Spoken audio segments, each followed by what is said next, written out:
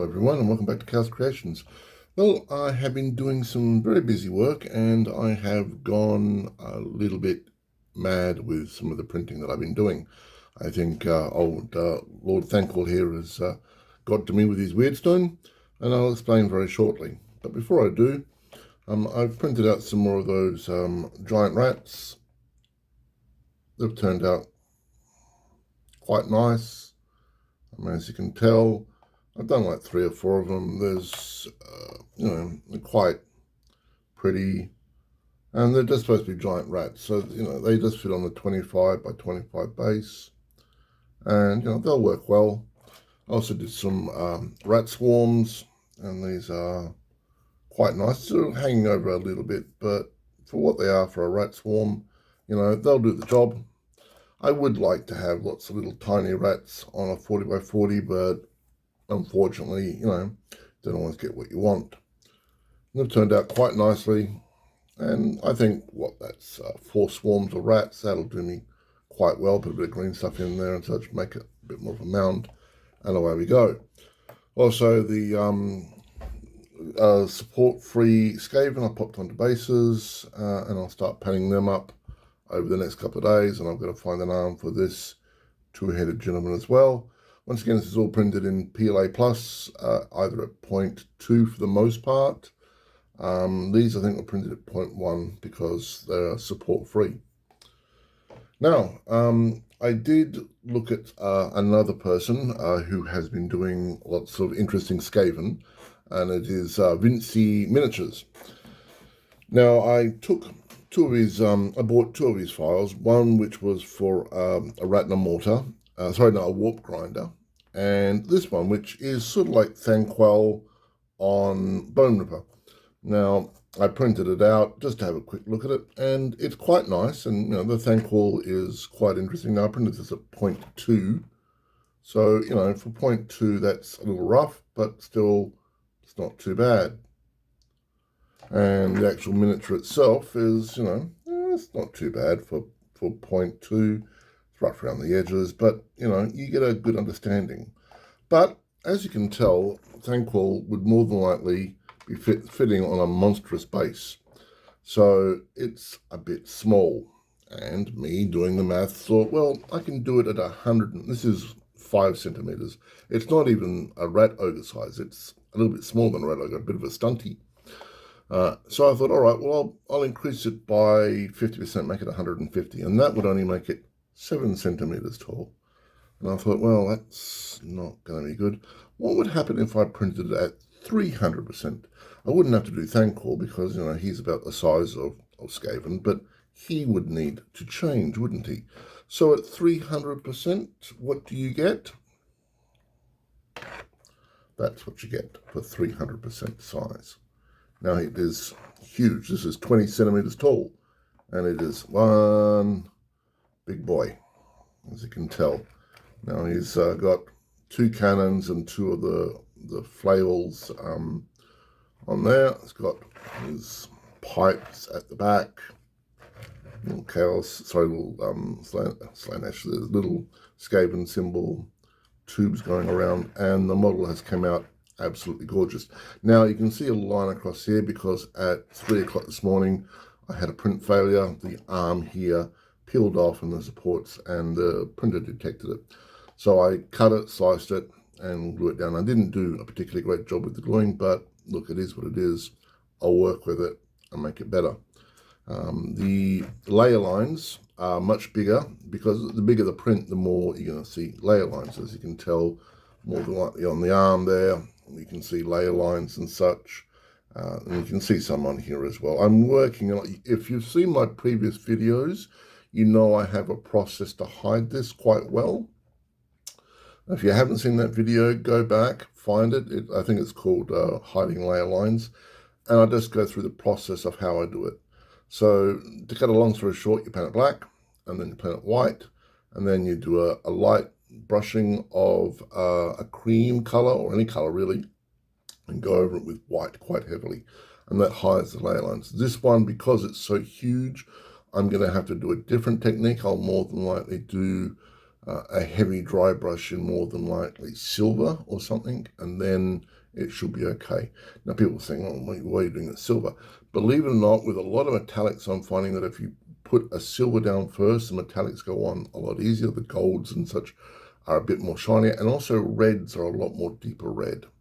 And I am going to more than likely use a different type of paint on this. I usually use Citadel for everything, but I want to get this sort of like a very nice candy apple red, sort of that sort of really sort of bright, vibrant.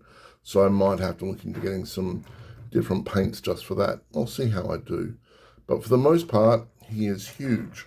Now you get your little Thanquol model, which is the size of a normal Skaven miniature, and you pop him on top. There you go. So he's about scale, and he fits quite comfortably on the monstrous size base. So yeah, I now have a Bone Ripper and a Thanquol. Now, I will say this much about Vinci Miniatures. Customer support is amazing. So when I got these files, he obviously saw that I bought them, and he sent me a message saying, hey, look, I've got a Patreon, and this and the other. If you're interested, any problems, you let me know. And there was a problem. Now, I'm using this on, not using tutor box, I'm using bamboo, which is for PLA.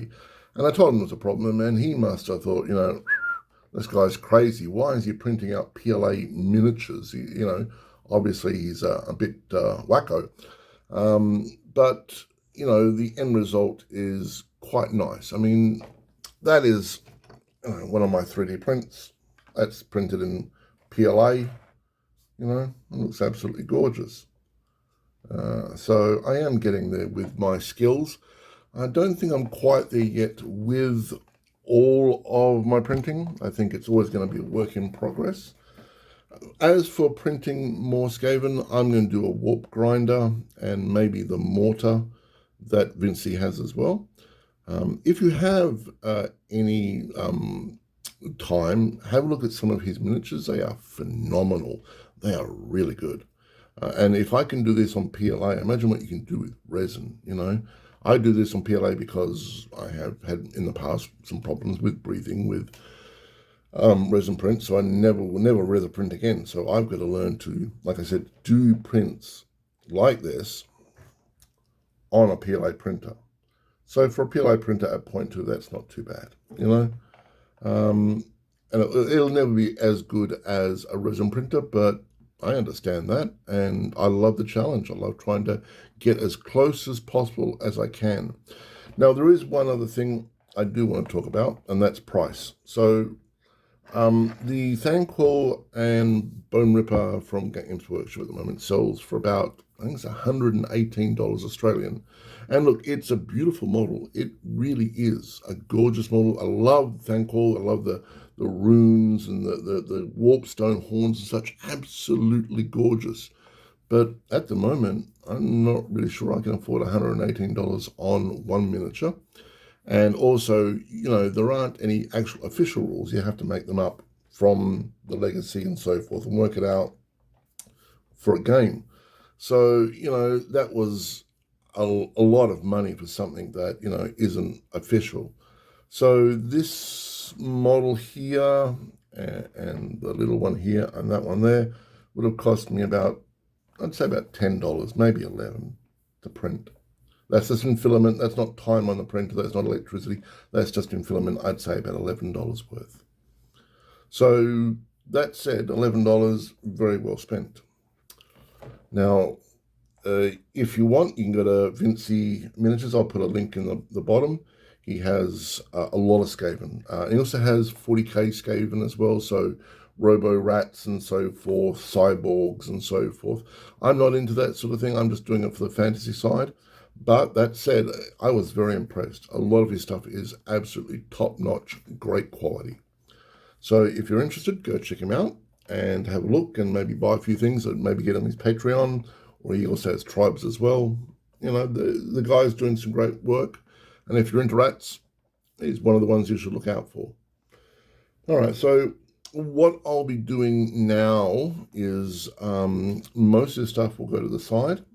I will paint up a lot more of the bases and start getting out the official plastic stuff, popping it onto bases, and hopefully have a 1,000-point game sometime soon with my friends. and then go from there.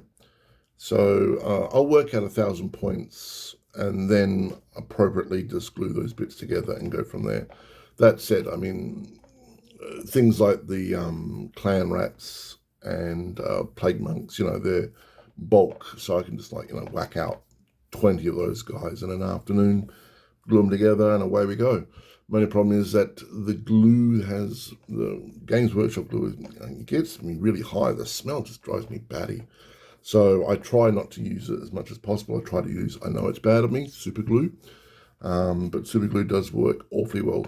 I found super glue works incredibly well with the skeleton warriors, because the hip and the torso bit is always so wonky, very flimsy. So a little bit of baking soda at the bottom, and then you put that on the top, and it just hardens it like concrete. They don't fall off, which is brilliant.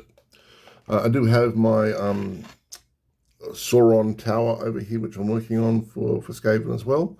That's going to be painted up over the next couple of days. I'm going to do that in a very sort of like dark green overtones, and have the tips sort of like a very bright green. I still have the idea of putting a little ball in there and then having a little light come up, so it's like green glowing, but we'll see how we do and how time permits. My important thing to do now is to make up 1,000 points worth of miniatures point-wise, and then glue them all together, pop them on bases, and go in from there. Anyway, you have any questions, just ask. I do have a competition running where you can win some free stuff. Please like, subscribe if you haven't. It really does help me out a lot. And I will see you next time. And as I say, love the game, love life, chaos out.